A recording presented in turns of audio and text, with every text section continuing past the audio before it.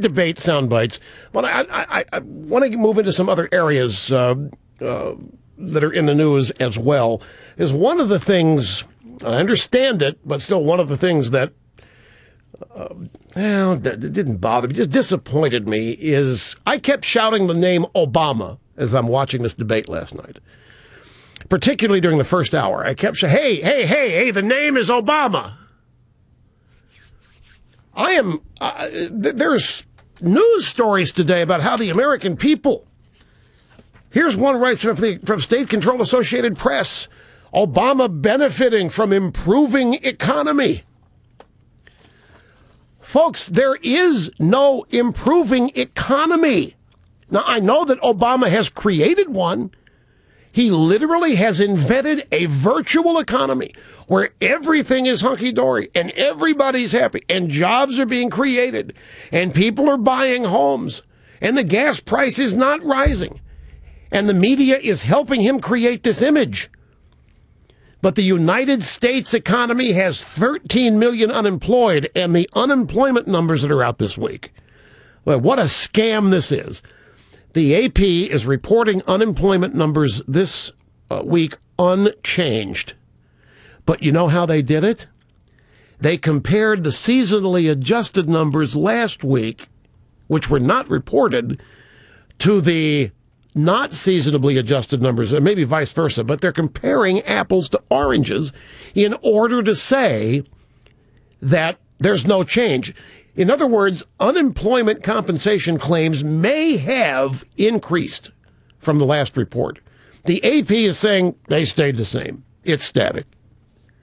But regardless, there are 13 million, minimum 13 million Americans unemployed. There are 46 million Americans on food stamps, and Obama is advertising for more. 29% of mortgage holders find themselves underwater, almost 30%. And this is portrayed as the new norm. And right on cue, here comes the drive-by media. President Barack Obama is reaping political benefits from the country's brighter economic mood. A new poll shows that Republicans and Democrats alike are increasingly saying that the nation's heading in the right direction. And most independents now approve the way Obama's addressing the post-recession period. Why, it's a miracle. It's magic. All of a sudden, Obama got the independents back, folks. And how did he do it? The independents now approve of the way Obama's talking about the economy. But then the AP says trouble could be ahead. Still struggling Americans. What do you mean, still struggling? I thought that was all over. Well, you got the headline, Obama benefiting from improving economy, which, by the way, is a fake, made up in his mind economy. So you go from that headline to still struggling Americans are fretting over rising gasoline prices. You know, Obama is out there saying, and his press secretary, nothing we can do about gas prices. Nothing we can do about it. Wait a second. Mike, I'm looking for it here. Hang on. Let's see. Yep, grab audio soundbite number 11. I want to take you back to the graveyard of forgotten soundbite hits. July 30th of 2008, Obama was in Springfield, Missouri at a campaign event. Gasoline prices were going up. And back then, Obama, the Democrats, they knew exactly why they were going up. Bush and Cheney were personally benefiting from their association with big oil. Bush and Cheney were purposely seeing oil prices go up. And here was Obama's solution. We could save all the oil that they're talking about getting off drilling if everybody was just inflating their tires and getting regular tune-ups. You could actually save just as much. Yeah, we can save all that oil that they're talking about getting off drilling. He was opposing drilling in ANWR. We don't need drilling anymore. Well, just make sure your tires are properly inflated. So 4 years ago, Obama had a great idea to deal with rising gas prices. Make sure your tires are inflated. Now they're saying it's not our fault. Can't blame it on us. It's beyond our control. It most certainly can be blamed on. This is another area. Newt was just fabulous last night on how much oil is available, continental United States. Now, we could end up with fracking and a number of other shale oil extraction measures that we could end up with the world's largest supply of oil in not that long a period of time.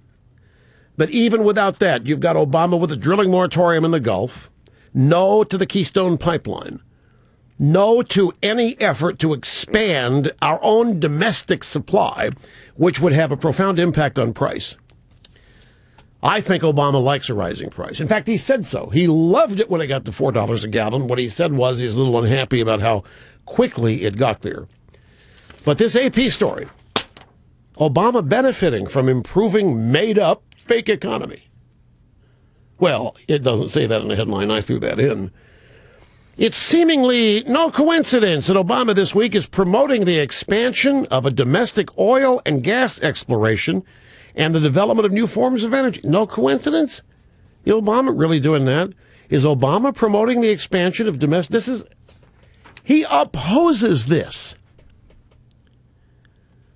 This is what I mean. He's creating an absolute made-up virtual economy, and now he's making up virtual policies. In his latest attempt to show that he, more than any of the Republican presidential contenders, knows that voters' pocketbooks remain pinched even as the economy improves overall. What? This is the most incredible story.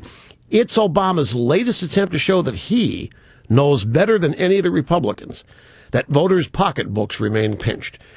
There is evidence that the nation's becoming markedly more optimistic and that Obama benefits from that attitude. 30% in the poll describe the economy as good, a 15-point increase since December, and the highest level since the AP GFK poll first asked the question in 2009. Roughly the same share say the economy got better in the past month. 18% said it got worse. The most positive read in over a year. Now, this story is going to be in every newspaper there is.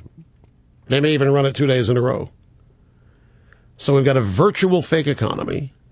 Obama's casting the new norm to be 13 million unemployed, 46 million on food stamps, half of Americans not paying any income tax, 30% of mortgage holders underwater, and we got a booming economy, and it didn't get discussed in the first hour last night. So I was shouting Obama's name at the TV as we were watching. A couple of audio sound bites before we go to the break. Talked about the 5 at 5 on the Fox News channel yesterday. And because they were discussing me, so we played the sound bites of them discussing me. And as I knew would happen, after I played the sound bites of me discussing the 5 then yesterday at 5 discussed me discussing them. And we have a couple sound bites. Here's we have Andrea Tarantula and Bob Beckel. Andrea Tarantula up first. Rush Limbaugh spent a lot of time talking about our conversations today on his radio show. He also went on, actually, to say that I was right in my comments yesterday, but then called me Andrea Tarantula about 5 times. So my mom spent about an hour trying to dial into his show today to ask him why he calls me that. I think it's a term of endearment, or at least it's a nickname. If you get a nickname, then you are in. That's Dana Perino telling Andrea Tarantula not to worry about it. Did she say that her mother... Snur, did her mother call? Did you not let her mother through? Really? Snurdly did not. Are you? See, I have to be. You're telling me the truth. She did not get through yesterday, and you didn't put her. She didn't get through yesterday. Bob Beckel also had this to say about what I had said about the 5. Let me give Limbaugh some credit here. You know, if you had a 5% fall off in turnout among conservative Republicans across the country, you'd lose. I don't care how many normally independents will split 52-48, right? You probably could lose. I mean, here's something to be said about having to get your very conservative voters to the polls. That's the one issue I agree with. Holy smokes, folks, it's 2 days in a row. that Bob Beckel has thrown in with me.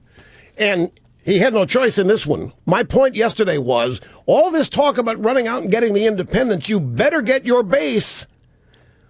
You better get your base first. If you target the independents and make them your primary objective, there aren't enough of them for you to win.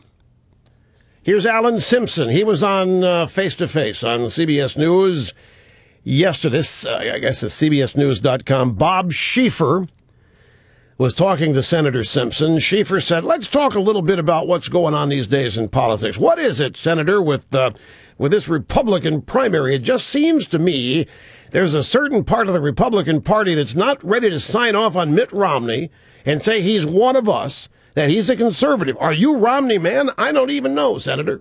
I am convinced that if you get into these social issues and just stay in there about abortion and homosexuality and even mental health they bring up, somehow they're going to take us all to Alaska and float us out in the Bering Sea or something.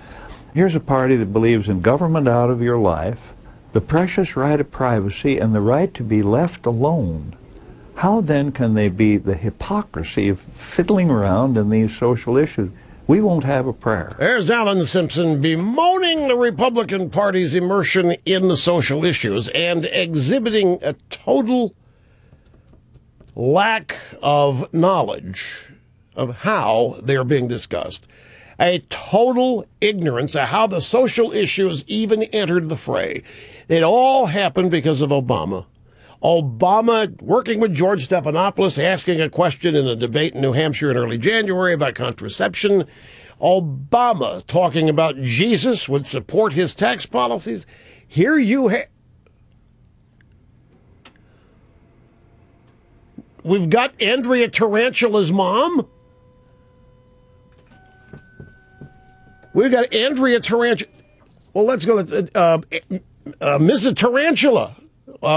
Welcome to the EIB network. Hello. Hello, Rush. I am Andrea Tarantula's mom, and I just want to say, it fits. Whoa.